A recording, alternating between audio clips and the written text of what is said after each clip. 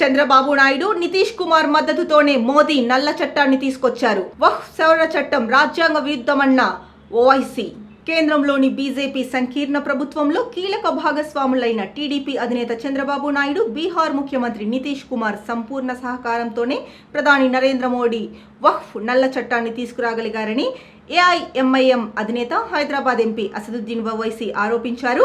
ఆదివారం హైదరాబాద్లోని దారుసాలెం విలేకరుల సమావేశంలో ఆయన మాట్లాడారు. టీటీడీ బోర్డులో హిందువులను మాత్రమే సభ్యులుగా కొనసాగిస్తున్న ఏపీ సీఎం చంద్రబాబు వక్ఫ్ బోర్డులో ఇతర మతస్థులను సభ్యులుగా చేర్చే బిల్లుకు ఏ విధంగా మద్దతు ఇచ్చారని ప్రశ్నించారు. చంద్రబాబు తాత్కాలిక రాజకీయ ప్రయోజనాల కోసం వక్ఫ్ చట్ట సవరణ బిల్లుకు మద్దతిచ్చి తన కుమారుడు లోకేష్ రాజకీయ భవితవ్యాన్ని దెబ్బతీశారని అన్నారు. భవిష్యత్తులో ముస్లింలు చంద్రబాబు వారసులను ఎలా విశ్వసిస్తారని ప్రశ్నించారు. ఇక వక్ఫ్ సవరణ చట్టం రాజ్యాంగంలోని ఆర్టికల్ 14, 15, 25, 26, 29లలో పొందుపరిచిన ప్రాథమిక హక్కులను ఉల్లంఘిస్తోందని అసదుద్దీన్ ఓవైసీ అన్నారు.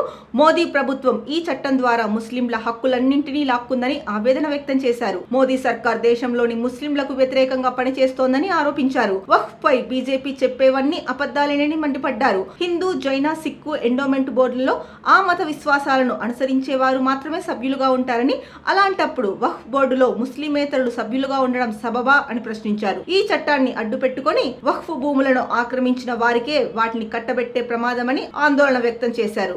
వక్ఫ్ చట్ట సవరణకు వ్యతిరేకంగా ఆల్ ఇండియా ముస్లిం పర్సనల్ లా బోర్డు ఆధ్వర్యంలో ఈ నెల 19న దారుసలాంలో భారీ బహిరంగ సభ నిర్వహిస్తున్నట్లు అసదుద్దీన్ ప్రకటించారు. వక్ఫ్ బోర్డు అధ్యక్షుడు మౌలానా ఖలీద్ సైఫుల్లా రెహమానీ అధ్యక్షతన జరిగే ఈ సభకు దేశ వ్యాప్తంగా మత పెద్దలు, పలువురు రాజకీయ నేతలు హాజరవుతారని చెప్పారు. వక్ఫ్ చట్ట వ్యతిరేక నిరసనలు శాంతియుతంగా ఉండాలని విజ్ఞప్తి చేశారు.